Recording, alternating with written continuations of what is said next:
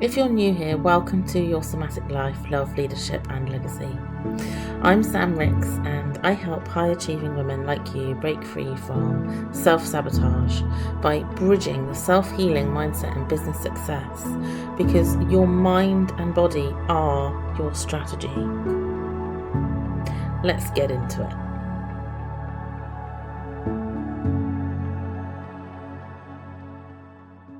You secretly hoard all of these amazing achievements and certificates in a drawer that you know you've done, but you still don't tell people. You don't put the letters after your name. You don't tell anybody about it. You know how to celebrate yourself because of the feedback and the backlash that you remember that you were given in those awful situations in the past. There is a conversation that I'd love to have with you today that has come up so many times recently. We're going to be talking about toxic employment culture and also toxic relationships. Many of us have experienced fighting for our values, for our rights, for our beliefs, fighting for our skills because we've perhaps come head to head with management. This applies to our relationships as well, because we perhaps come head to head with other people in our relationship life.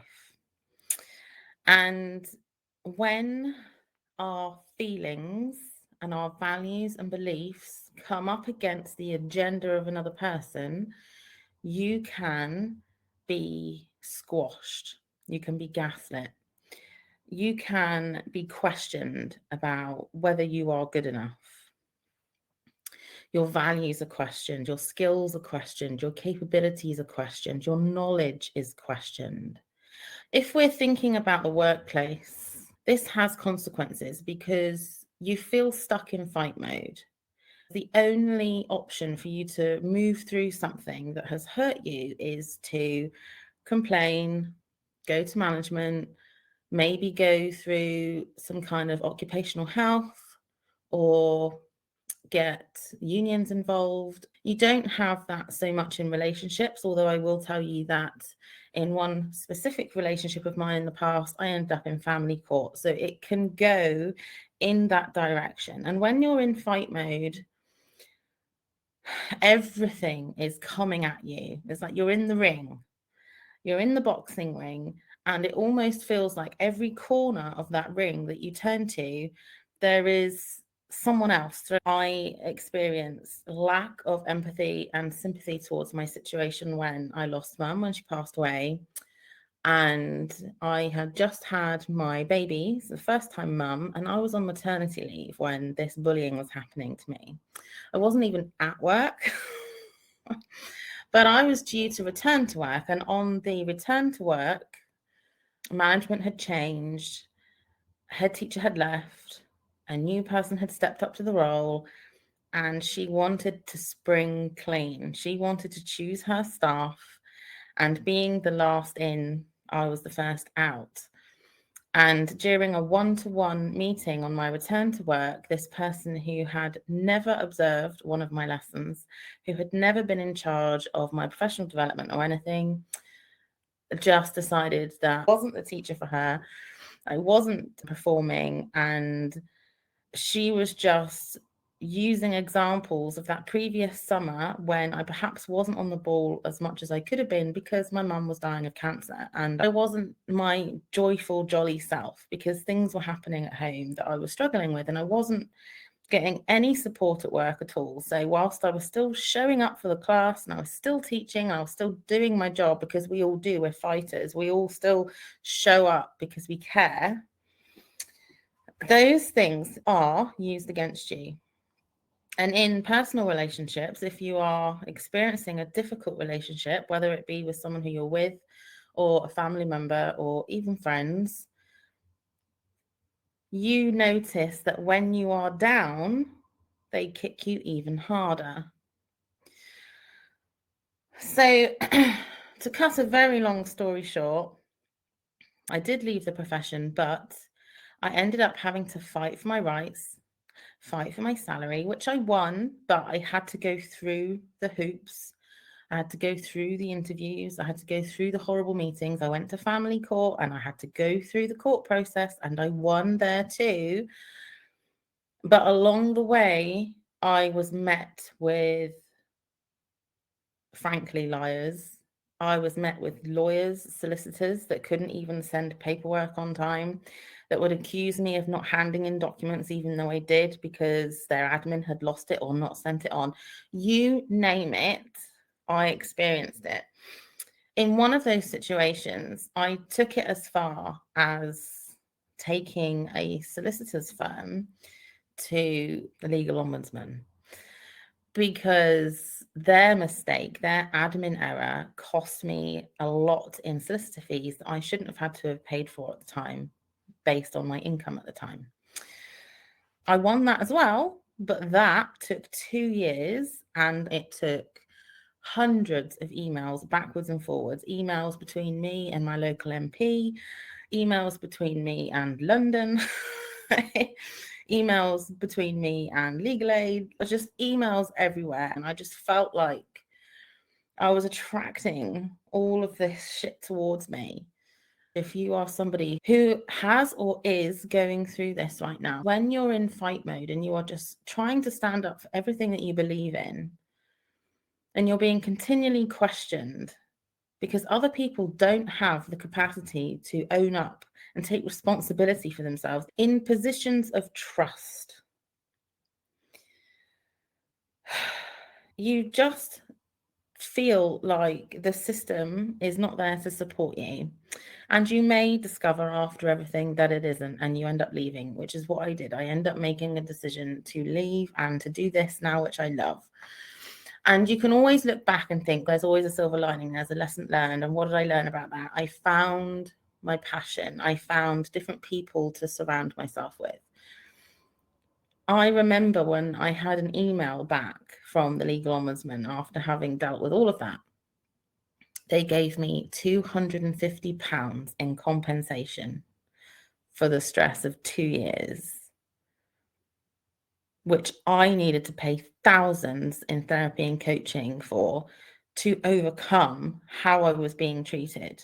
Thousands. And I got £250 as a sorry for the inconvenience. Being on the other side of that years later, for me, this was between 2015 and 2018 that this was all happening. You ask yourself, was it all worth it for 250 quid? And was it all worth it because you ended up walking away and those people didn't turn around and apologize or respect you in the end or say they were sorry? In the end, you walk away from them, that situation, they go to sleep, they wake up the next day and they carry on with their lives.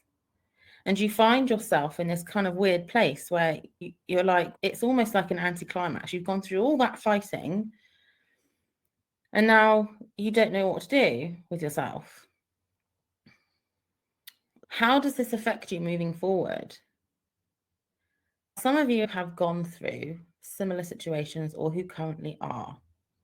You have made the decision for yourself to step into perhaps your passions, to start your own little business and to go self-employed, and you feel scared to put yourself out there in a place that is now led by social media, content marketing, video marketing, email marketing, all of it. And the same fears turn up again in relationships when you decide you're going to be single for a while and you're going to be with yourself and you're not ready for a new relationship. But when it comes to wanting to start a new relationship, you're scared to put yourself out there. It's the same thing.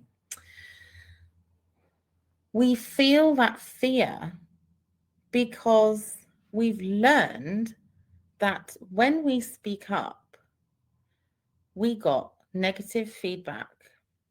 We got huge backlash, whiplash. We got thrown into a spin of meetings with unions. We got thrown into all this horrible stuff. And your body still remembers that experience. This is why somatic healing is so important. And if you are somebody who is thinking about wanting to start your own business, or you're trying to get your business off the ground, but you're not able to put yourself out there in a way that you truly want to, is because we haven't worked on coming back to this, coming back to you, coming back to your heart and your values, your skills and your capabilities. I believe the only way to help yourself overcome that issue is to, number one, surround yourself with like-minded people who have been through that, and they celebrate you and they celebrate themselves too. They have learned to celebrate themselves. When you change your soil and your environment, it becomes easier for you to do it too. So what do I mean by this? I was recently having a chat with somebody who said that she feels empowered when she sees me put my certificates out there. Okay. She feels empowered to do the same, because if I can do it, she can do it, and she wants to. It's things like that. When you are surrounded by people who have learned to be proud of themselves, then it helps you make those same moves. Okay, so that's the first thing, is to change the fucking people you're surrounded by. The second thing is self-forgiveness. And I was talking about this with a client yesterday, because when you have sadly been through that horrible situation, whether it be work, employment, or in a relationship, you got lost. You got lost and forgot who you were, what your values are, what your beliefs are, because those values and beliefs did not fit that other person's agenda.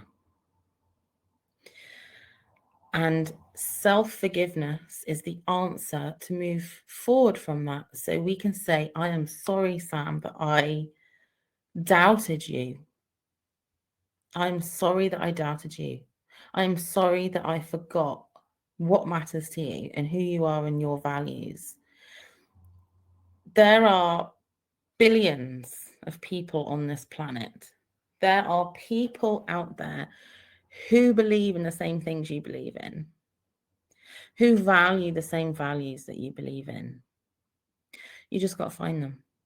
And that's why I love this community. I know it can feel really scary, because putting ourselves out there again in a room is hard if you have experienced this negative backlash from people, because you just don't want to have that happen again. You don't know what to say. You don't know how to speak and express yourself when every time in the past you've opened up your mouth, so no. I believe in creating a community of like-minded women, and you do not get that in spaces online that are filled with hundreds, if not thousands, of people. It is impossible to start and develop quality relationships. That's why we have our somatic circles, so we can put all of the somatic exercises into practice together. I hope this video has been helpful for you, because it's one of the most important parts of our healing, when we have been treated badly and questioned and squashed.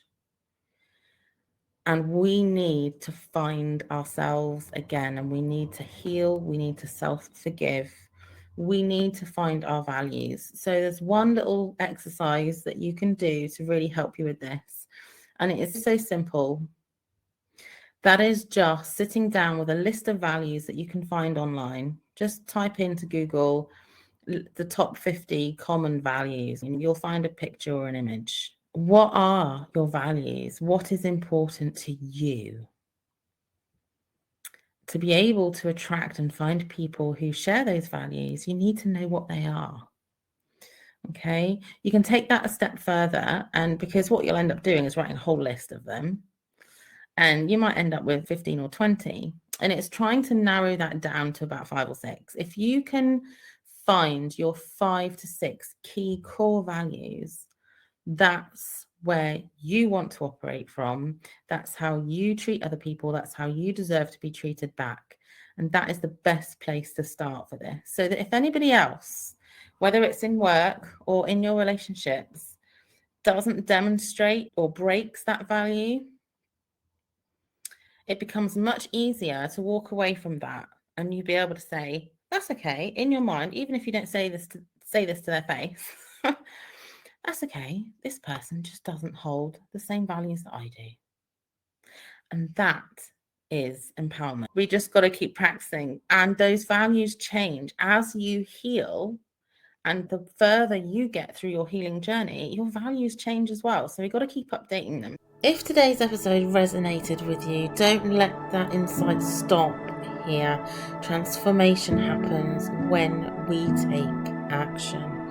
I've put together some of my best tools and resources to help you break free from self-sabotage and step into aligned success. And if you loved this episode, make sure to hit follow so you don't miss what's coming next. And I'll see you soon. Take care.